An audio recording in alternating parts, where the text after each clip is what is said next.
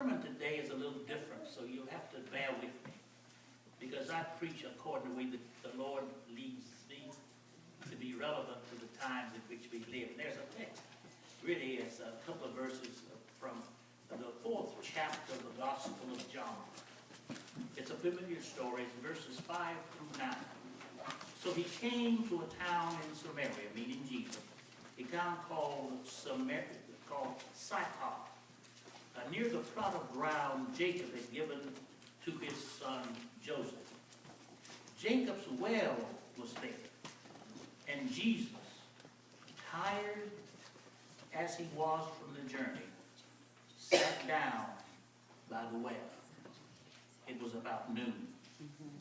When a Samaritan woman came to draw water, Jesus said to her, "Will you give me a drink?" His disciples had gone into the town to buy food. The Samaritan woman said to him, "You're a Jew, and I'm a Samaritan woman.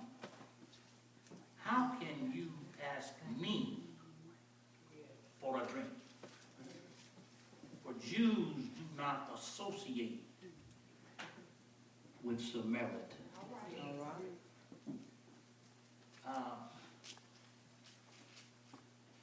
Last night, when I got home and got a little rest, later turned on the television, they were talking about the World Series. And I'm not too much of a baseball fan, I'm a football fan. As soon as we get through it all, I'm going to go watch me some football. But the World Series captures the attention of the world for these few days when they're in the World Series. And when I looked at that, I said, there's a message for Lewis Chapel tomorrow morning. Because it occurred to me that one of the key features, basic rules of baseball might fit. One of the rules of baseball, the basic rule is that 3 strikes and you're out. Amen. That's just in baseball. But I want to ask Lewis Chapel this morning, what do you do when there are 3 strikes against you?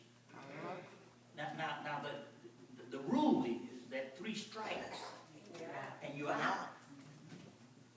But the question is now, when there are 3 strikes against you, and you're supposed to be out, what do you do? And this text brings that out. That's what I want to deal with today. This 3 strike. Now that 3 strike rule does not only apply to baseball. A few years ago, some governors across the United States, even the federal government, came up with this thing about prisoners. They really were talking about black young men. All right. And they said they put in what they call the 3 strike rule. All right. That if you commit 2 crimes, federal crimes, and then you are convicted of a 3rd crime, you have 3 strikes against you, and you automatically spend the rest of your life in prison. Amen. I'm on a television program, some of you might have seen it, called The American Religious Town Hall.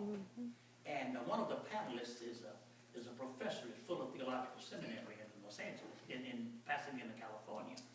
And he was telling me a few months ago, that he was on a jury in California, in Los Angeles. And they had a young black man there who was accused of a very minor crime. And he said, and he voted for this young man guilty, because he was really guilty.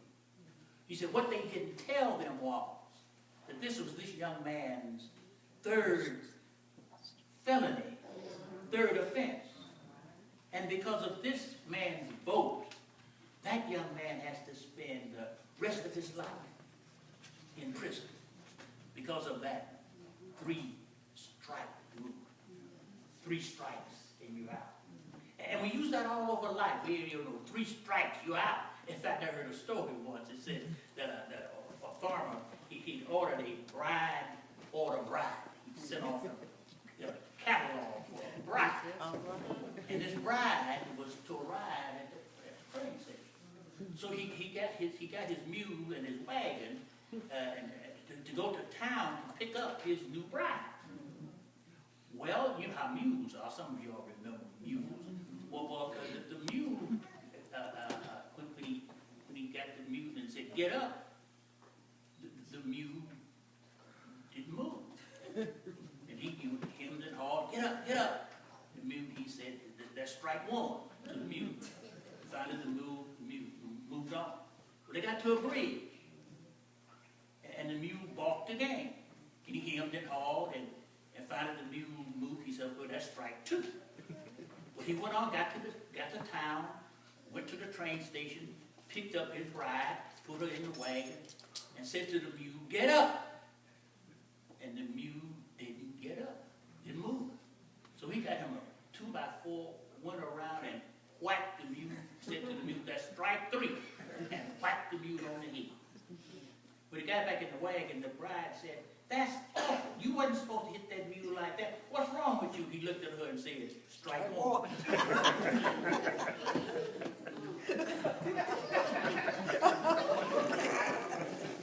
That was her strike 1. She had 2 more to go. So we use this strike 1, this 3 strikes and you're out. We use it everywhere in all walks of life. 3 strikes and you're out. Well, today we run across a biblical story of a woman who had 3 strikes against her. You heard me read the story. She said that she was a woman of Samaria, a woman. Now her first strike was she was a woman. Now we don't say too much about it today, but one of the great issues of our day is gender discrimination. Gender segregation. Women have a hard time. One of the arguments they're having now in the presidential race is, should a woman receive the same pay for the same work that a man does? And it's very strange to me that some of these male candidates will not admit that a woman who does the same work ought to get the same pay as a man does. That's gender discrimination. And women, we're invading women's rights. See, God gave women certain privileges, like carrying God's children. Then women ought to have the right to say what they want to say, to govern their own bodies. Men have no right to tell women to do what they want to do with their own bodies. But we men all run around trying to tell women what they're supposed to do with their own bodies. Because it's bad in our age to be a woman. And when you go out of the United States and across the world, women have a hard time. Women have a difficult time. And so when we look at this woman of Samaria, she came to the well, and the first thing she said was, you asking me? I'm a woman. So my brothers and sisters, the umpire of the universe looked at this poor child of God, and the universe, the laws of the universe, the rules and regulations of our society, yelled out as loud as it could, strike 1. And I dare say to you, many of women today, that's the same rule now, that you have a strike against you. But it's not only a strike against women, but everybody got some gender regulations against them. So here's strike 1 for this woman. She was a woman. And she couldn't understand why Jesus was talking to her, because she said, I'm a woman. In fact, I understand that in the Jewish religion at the time, Judaism of the time, that the Pharisees wouldn't even talk to a woman. And in fact, I understand that there were times when the Pharisees would walk around with their faces covered. They were called the bleeding ones, Because when their face is covered, they would walk into trees and walk into buildings because they were afraid that they would see a woman. Their religion was so anti-female. And you have that all over the world. We all rejoiced in you, not with all our Roman Catholic brothers and sisters. When the Pope came to town, we all rejoiced. We were glad that the television were talking about the religion of the Pope and all. But the one thing the Pope hasn't changed in all of the hundreds of years of his religion, that a woman could not be a priest, anything of office in the Pope's church, because it's gender exclusive. So the world is against women. So that's strike one, and that represents something. That this is a strike that was against this woman. Strike one. But not only was she that, but she said to Jesus, "I'm a Samaritan woman. I'm a Samaritan." And then she said, "You know, you Jews don't have anything to do with Samaritans. So why are you even talking to me? Because you're a Jew.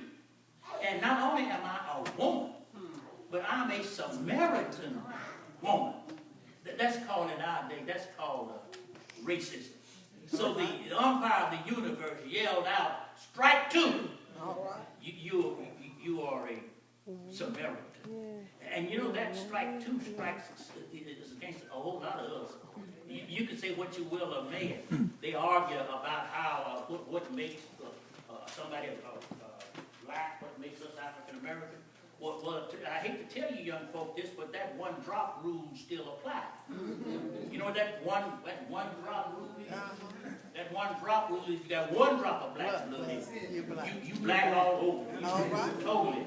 Because that strike one, that strike two is racism. And you can say what you will of May, this world, this nation of ours is inundated with institutional, systematized, structured racism. It flows, what they say about the blood of Jesus, flows from the highest mountain down to the lowest valley. And that's what racism does in this country. Now, when I was born, not too far from here, when I was born, they had signs that said colored and they said white. In fact, I was born in a segregated hospital. When my mama had me, they carried me to the room with my mother. When the white babies were born, they carried them to the nursery for the white children. My daddy, waiting for me to be born, had to sit in the colored men's waiting room. He couldn't go to the other waiting room. You could see it then, you could know it then. But today they've taken down the sign. They haven't changed their attitude. So I understand somebody told me yesterday that they've been cutting the budget for Grambling College down and down and down. That it's hard for Grambling to make it because they're doing all they can to destroy Grambling College. You can call it what you will or may. That's nothing but simple racism. And so the umpire of the universe yells out to all of us, "Strike two," because we are black. And the racism of our nation destroys us. So strike one, she was a woman. Strike two, she was a Samaritan. But she had a strike three because she had a bad reputation. And so the umpire of the universe yelled out again to this woman, "Strike three because you have a bad reputation."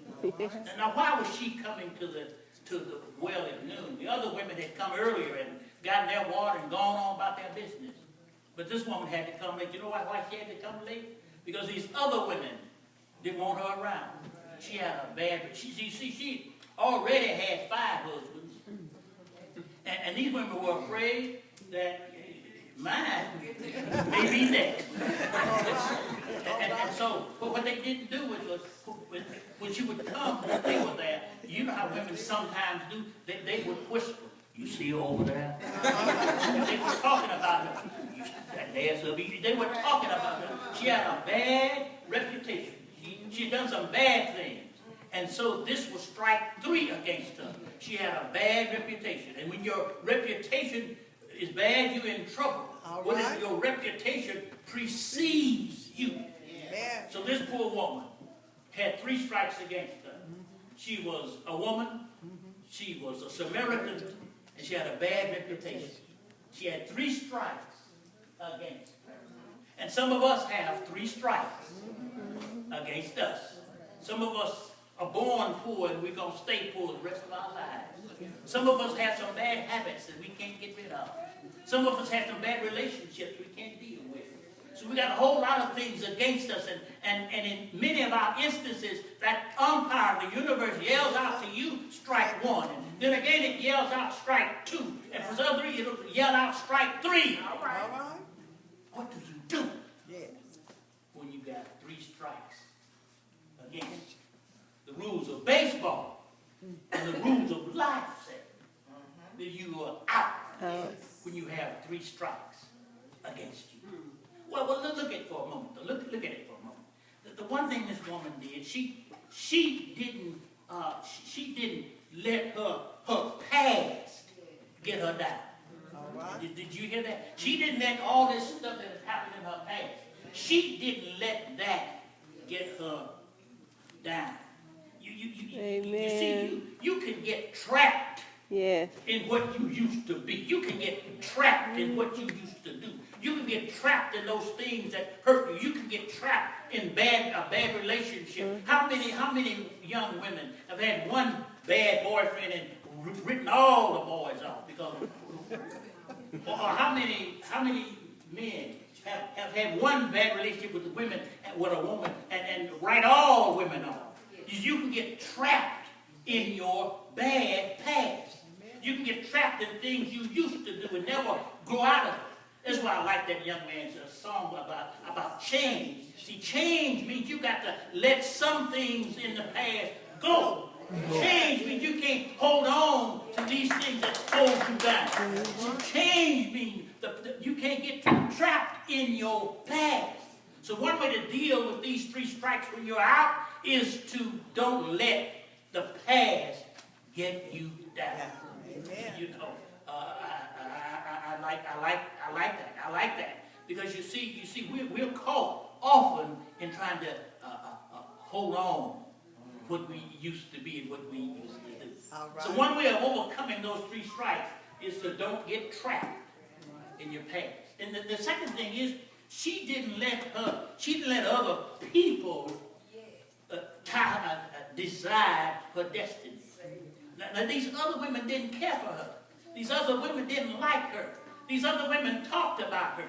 These other women put her name everywhere. But she didn't let the opinions of these other folk decide her destiny. Right. And you're in trouble when you let other folk decide for you what you ought to be and what you ought to do. No, she said, I got my own life to live in, and I'm not going to let these women decide for me. See, they don't know my story. Oh, yes, she had 4 or 5 husbands. She don't know what husbands beat her. She doesn't know how she was mistreated. They didn't know how she was misused. She don't know what happened to her life. They talking about this poor woman, mistreating her, talking her down. But she decided, I'm not going to let those folks get next to me. We got to be careful of letting other folks decide our destiny. Some of us need to stay off Facebook. Be careful of reading about what other folks say about you. I remember once I had a ride together, and two of my pastors, we pastored together, and one pastor called another pastor. And it so happened that the presiding elder was trying to, that was the time you had these phone calls. He was calling and he heard the conversation. And he listened to what and they were talking about him. They talked about him. They were talking about him. He got mad and called the bishop and said, Bishop, Reverend so-and-so, they were talking about me. And the bishop said, well, if you listen to folks' conversation, you're going to hear what they say.